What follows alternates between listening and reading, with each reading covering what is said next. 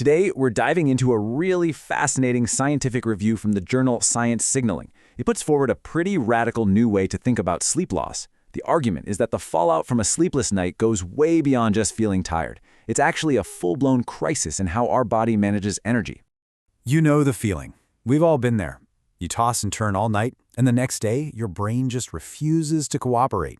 You can't focus, remembering simple things feels like a huge effort, and forget about trying to do any complex work. But what is actually happening inside our brains that causes all this?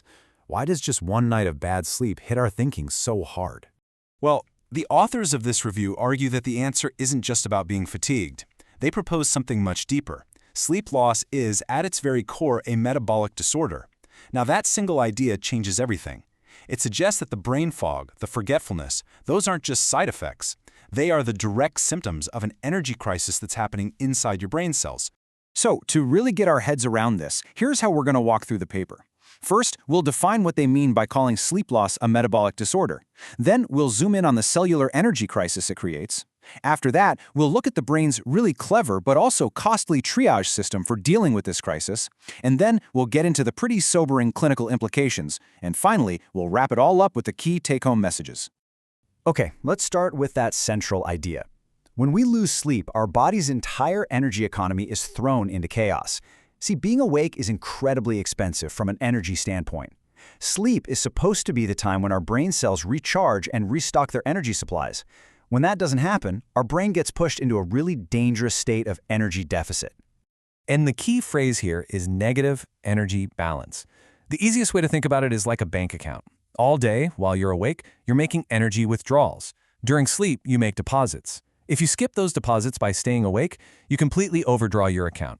Your cells are then forced into what's called a catabolic state, which basically means they have to start breaking down their own structures just to generate some emergency fuel and keep the lights on. So what does this negative energy balance, this cellular state of emergency, actually look like inside the brain? Let's zoom way in, down to the microscopic level, specifically to the synapse, which is the critical junction where neurons communicate with each other. Now, this diagram does a great job of visualizing the chaos. This is what's called the tripartite synapse. It includes the neuron itself and its vital support cell, the astrocyte. The review points out three huge metabolic problems that happen right here when we lose sleep, and we're going to break them down one by one. First up, you get a major disruption in something called pure energetic signaling. Because of that energy deficit we talked about, the astrocytes, think of them as the brain's support crew, start pumping out excess adenosine. This adenosine basically acts like a brake pedal. It latches onto receptors on the neurons, which slows down their firing and shuts down the very genes needed to build and strengthen connections for memory. So the bottom line is, your brain is actively putting itself into a low power mode. Second, the brain's main fuel supply gets choked off. Sleep loss can actually create insulin resistance in the brain, which means cells can't pull in glucose, their primary fuel source, very well. To make up for this, the brain kicks a backup system into high gear, the astrocyte neuron lactate shuttle. The astrocytes scramble to convert what little glucose they can get into a different fuel, lactate, and then they shuttle it over to the energy-starved neurons. It's really a desperate workaround to keep the neurons from shutting down completely. And third, things just get messy. The high metabolic stress leads to a buildup of nasty stuff called reactive oxygen species, or ROS.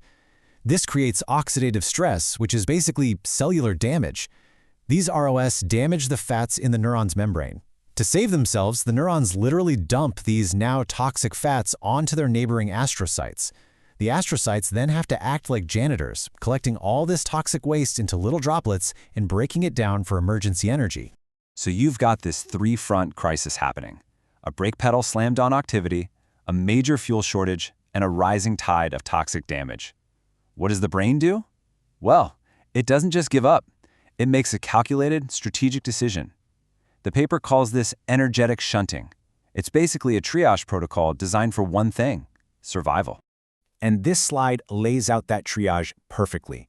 All available energy is shunted away from the expensive luxury processes that aren't essential for immediate survival. Things like building new connections, storing long-term memories, and even just firing neurons at a normal rate.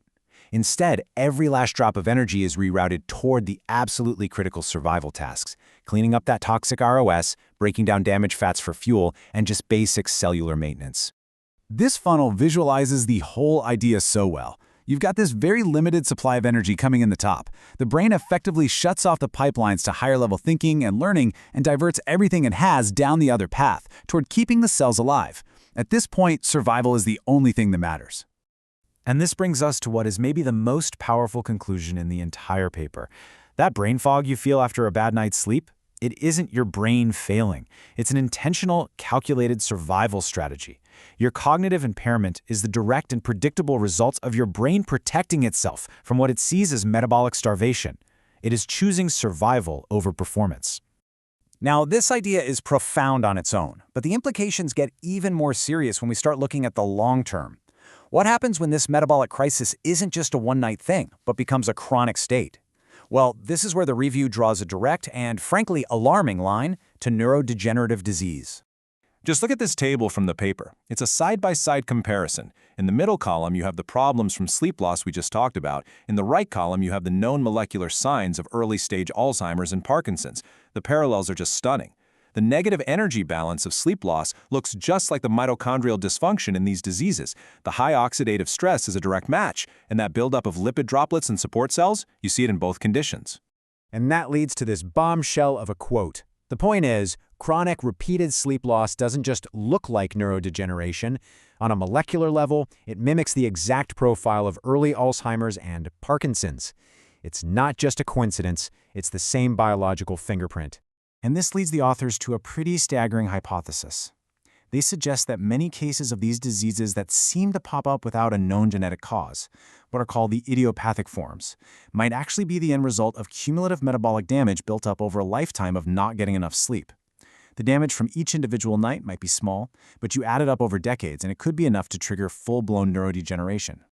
Okay, so after all that, what should we really take away from this groundbreaking review? Let's quickly summarize the key messages that I think completely change how we should view sleep. First, we need a new definition. Sleep loss isn't just a feeling, it is a true metabolic disorder. Second, the brain's response is triage. It sacrifices learning and memory to focus on basic survival. Third, this means the cognitive problems we feel are a direct symptom of that energy crisis, not just some vague tiredness. And fourth, and this is the really scary one, the long-term molecular signature of sleep loss is alarmingly similar to early-stage Alzheimer's and Parkinson's disease. So this leaves us with a huge and, I think, really important question. If the science is pointing this strongly to a connection between chronic sleep debt and diseases like Alzheimer's, shouldn't we start treating sleep not as a luxury, but as a non-negotiable pillar of public health? Could getting enough sleep actually be one of the most powerful things we can do to prevent these devastating diseases and protect our long-term brain health? Based on this evidence, the answer seems to be a resounding yes.